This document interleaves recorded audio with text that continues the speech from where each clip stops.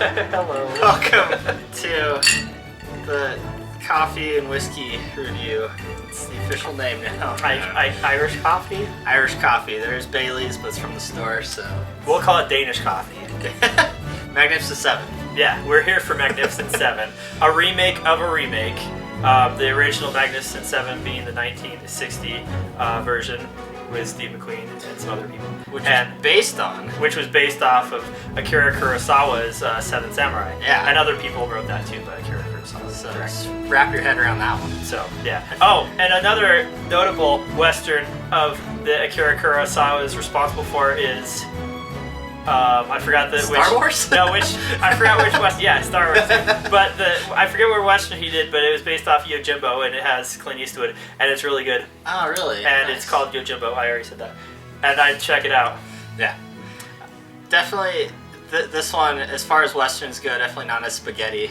It's kind of how I was hoping. It's not as over the top. So I had a comment about that. Yeah, it's definitely. I was hoping for a more old school Western feel, like with the remake of True Grit. Yeah. It was very Westerns feel, but Yeah. this one didn't really stay. It had a modern feel to it. There's but more it's not like Hollywood. It's not like the Cowboys had the Magnificent Seven had iPhones or something.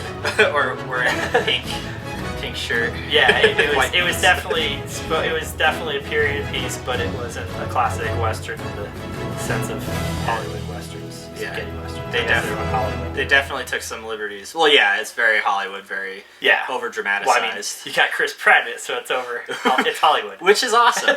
Yeah, I mean, about I liked the cast. I liked him, and I like him in general. I don't liking him. Having him in a Western, though, is perfect. Kind of like how I was always like, Harrison Ford should be in a Western. Yeah. Then I learned about the Frisco Kid. Never knew it existed. Right. So. Well, and then there's Cowboys and Aliens. Is Harrison Ford in that? Yeah. Oh, wow. I need to watch Cowboys and Aliens. Well, I heard it was terrible, so I never bothered watching it. Oh, well, there you go. I mean, don't let that deter you. You should check it out. Right. I saw, so it actually has an opening credits, like it has the credits on screen during an opening montage thing, and I saw that James Horner did the score. I was pretty excited about that, and then maybe because it was a good score, I didn't even notice the music throughout. Yeah. And they didn't use the Magnificent Seven theme until the end, which I was a little weirded out about. I was waiting for it to hear it as like a little tribute in it or something. That was kind of my one complaint for this entire film is, for a Western, the music, I want it to be awesome. I want it to be memorable. Yeah. Because think of a lot of Westerns, the Fistful of Dollar trilogy. And the Akira Kurosawa movies that all these Westerns are based off of. Yojimbo's score was amazing. And then you have the original Magnificent Seven theme, Silverado, like all these awesome classic... The Good, the Bad, and the Ugly. Yeah, it's Fistful of Dollars trilogy. Well, that specifically. That specifically. Ennio Morricone, Yeah. So I was like, I was going into it hoping we'd get another, like, just amazing, bombastic, brass-heavy... And it was subtle. Western. But it was too subtle. Too subtle for me, at least. Right. I mean, I guess that's okay. That left a bad taste in my mouth, but it wasn't a bad score. It just wasn't... you go into it wanting to see a classic Western, kind of, and you don't get the score in your face, Yeah. I want it in my face. Me too. Okay. All over your face? But apart from Chris Pratt being the perfect cowboy, he's great. You also have Denzel Washington, who... Denzel Washington was a good cowboy, too. I never questioned, though, going into it. Right. Which is weird, because what was the last good Denzel Washington movie I questioned saw? it because a lot of them were too pretty. Like, Denzel Washington's too pretty. Yeah. I don't know. It's just, yeah. You've been watching too much Deadwood. Right, well, yeah, that's what people actually look like, I feel. Right, yeah. I've been watching a lot of Game of Thrones, too, and they don't hold back on that. Yeah, nobody's clean, ever. Yeah, I could see that. Just as actors, they're just like Chris Pratt, Denzel Washington, they're good-looking guys. Yeah. Then you have Vincent D'Onofrio. Vincent D'Onofrio is great. Yeah, I feel he and Chris Pratt kind of stole the movie as far as being the most entertaining per scene. Yeah. But since we're mentioning actors, Peter Sarsgaard is such an underrated actor, and he was great in it As the villain. And he definitely stole all his scenes as well. Which was cool. I like something I haven't seen in a Western is a memorable villain. Usually it's the heroes who are interesting. Like True Grit, it's mainly just the heroes you get to know, and like you don't even know who this bad guy is really throughout the whole movie. But yeah, this time the villain was actually pretty decent compared to I thought his counterparts. He was definitely they introduced him as very threatening right off the bat, which was completely like there's no redeeming his acts. Yeah. It was very good at building tension, and also, like, Which I don't know how much of that... It's been a long time since I saw the original Magnificent Seven, or Seven Samurai, and so I don't remember how true it was to the original. Or, like, how memorable the bad guy is. Right. Even, yeah. And if people died in Magnificent Seven, does the same character... Are they even the same characters? I don't know. I think, in the original, only one dies. Yeah, I thought so too. Or either one died or they all died. Which we're not going to say if anybody dies in this one. Because I did this music and film. I mean, spoiler, one does die in the old Magnificent Seven movie. Because I did a music and film class. At least one died? Or you know? At least, I think only one died. Because during the score, because we were talking about the music and stuff, and the teacher brought up something interesting about the Magnificent Seven score, the original one, that apparently the music just kind of cuts out suddenly because a character's about to die, so they had to bring up the dramatic music, and they had no place to kind of blend it in, so they just stopped the music. Yeah. Well, see, I thought that they just threw the characters, like the characters died left and right, but I might be mixing up with like Tombstone or the Young Guns. Maybe. None of those have I seen since the 2000. So yeah, I mean, be warned though. For a Hollywood Western, it is very macabre. Lots of violence, lots of blood. Like just out of nowhere, here's a person, they're dead. Kind of thing. Some very vivid deaths. Yeah. Or vivid. That's fair. Vivid. Right? I don't know. They're very, very if you're not used to violence. They stick with you. Which is interesting, because we were trying to guess what the rating was. Right. Before and after. I think it turned out... I don't think we ever looked it up. 13? I think it's PG-13. Does it say on IMDb what the ratings are? But I mean, it's one of those things where it's like, violence you can get away with, with PG-13. Language and nudity you can't. For the most part. Yeah, I think language they're getting more laxed on, too. And maybe nudity as well, because... I mean, at least in my opinion, like 50 Shades, I felt. Oh, it is PG-13. They 50 Shades should definitely have been a G. Yeah. They CG'd the pubes in that movie. Did they? That's what I read. Really? That's an awkward. Like some guy was. That's how they got away with it. Very close, like adding these pubes. The MPAA called them up. It's like we're gonna have to give you an X rating for this because of the pubes. Like, oh no, it was computer generated. It's fine. No, it's that without the pubes, it was showing too much. Oh, you can't have the pubes in here. This is not about 50 Shades. Yeah, well, let's but they're coming out with a new one. I was like, yay! I was waiting with bated breath. I was like, when is the sequel gonna come out, guys? It's a trilogy, I've heard. That's fun. We'll be back. You'll see more of us. Lock up your kids. Hide your kids. Hide your wife. He says a third one, apparently, according to Drew. Anyway. Let's get all that. Magnificent Seven. Ethan Hawke. Ethan Hawke's great. It was pretty great. He kind of, for me, I mean, I guess he was in Boyhood. Is that what it's called? That one movie that took place over, like, they actually used the same actors over, like, 12 years or something. Oh, really? Yeah. Oh, I've heard of that. Yeah. I think he was in that, but he kind of seemed to disappear. Turns out, I don't remember any Ethan Hawke movies. So it's like, Ethan Hawke. And I was like, why do I know I always that mix name? them up, yeah. I always mix up, like, Gattaca and Paycheck, if those are even things. Pretty sure he was definitely in a sci-fi movie. I think it was Gattaca. He was in the Before Sunrise, Before Sunset, and Before Something, the trilogy, which I wish I knew more about film, because I guess the director's kind of famous for right, series. the one where it's just a talkie? Yeah, where they're just walking around Paris talking or whatever. Yeah. But yeah, which I've seen all three of them. Speaking of Ethan Hawke's character, his stood out most, but I think everybody, like, all the entire of the seven, I think have some pretty well-developed characters. Some less than others, obviously. Right, when they're going to recruit everybody, it's pretty fun. Yeah, and also, like, within, again, with Ethan Hawke's, like, within, like, the whole setting up the town and trying to protect them and stuff, like, you kind of learn more about all of them. Yeah. Which, again, really well done. I feel like I've been saying this every single review we're doing now.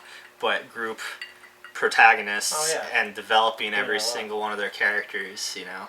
We're getting really Yeah, good it was at subtle though. I really wish we had this technique when X-Men came out. when I was watching it, yeah, it didn't even occur to me that they're building the characters up. Yeah. They definitely do. Even just like the quick intro of Yeah, the character, yeah. and there's like, oh, that says a lot about them. Right, yeah. And they all show all their grit.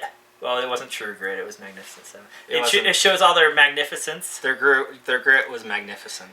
There's also newcomer to me. He's probably been in other stuff. I should have looked that up. But Byung-hun Lee. Oh yeah. He was pretty good. He definitely reminded me of an Akira Kurosawa hero.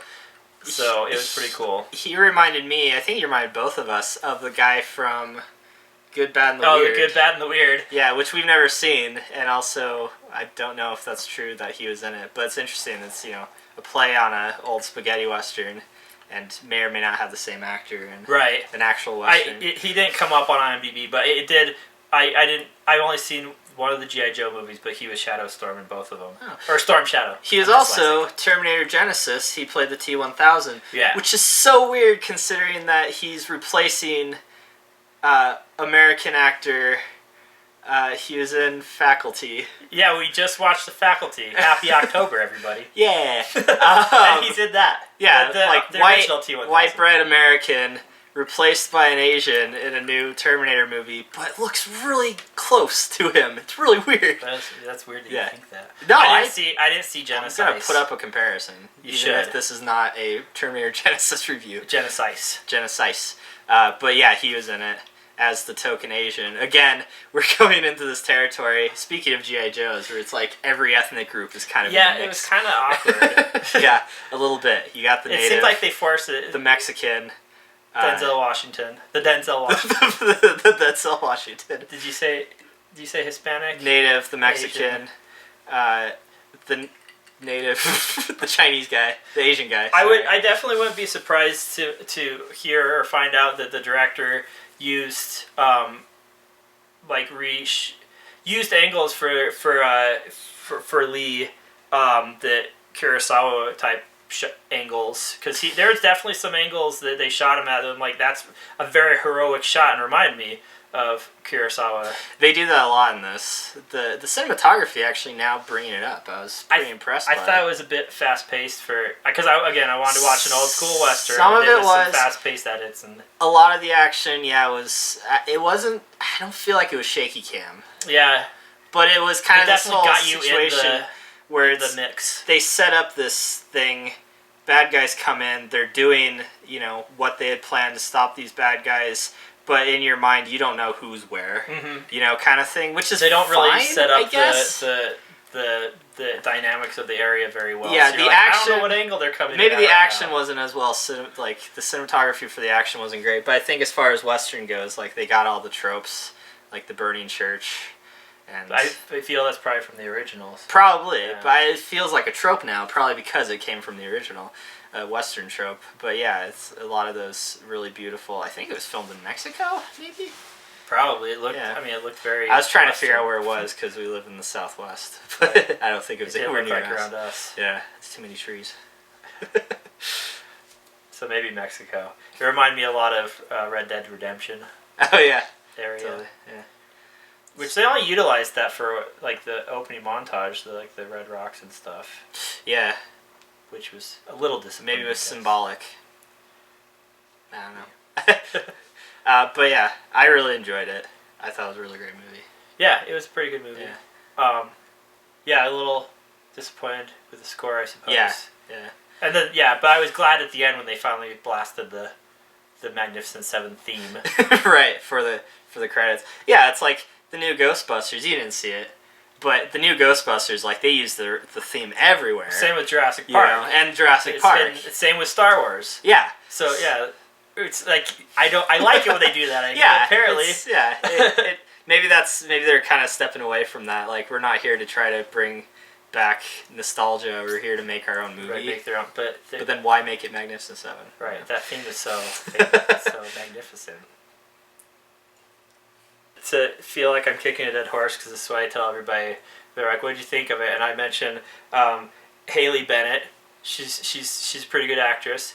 but I kept referring to her as a poor man's Jennifer Lawrence. She totally is. She looks a lot like Jennifer Lawrence, so I felt that like they were trying to get Jennifer Lawrence. They were trying to get a Jennifer Lawrence. So they cast her. But she's a great actress, so I'm not saying anything bad about her. It's just, Maybe her career will blow up now because she looks like Jennifer Lawrence. Well, like, hey, no, get her instead. I was thinking more like, oh, we want Jennifer Lawrence. Okay, well, we'll find someone who will do it enough. But then she kind of she does her best because she hasn't been in a lot. I feel Jennifer Lawrence probably would have ruined it because she would have stole scenes. Yeah, she would have, because they already had Chris Pratt and Denzel Washington. I mean, they're gonna steal enough of the attention. And for some reason, Peter Sarsgaard's not stealing attention. He should.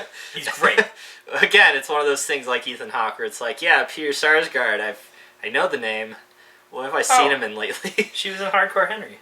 Oh, she was in Equalizer with Denzel Washington. She was in Hardcore. Oh no. Oh, is she bad in that? She was terrible in Hardcore Henry. I did not make the connection. How dare you?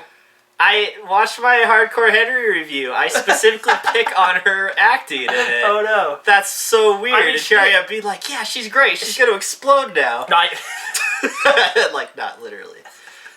I like her acting to stand out, but she's in a movie with Denzel Washington and Chris Pratt and Peter Sarsgaard and Ethan Hawke. Well, I think she played a lot like the lady in True Grit. It's really weird how Western movies bring in like a young woman out of her element. Right. But there's a lot you have to do to make the character work.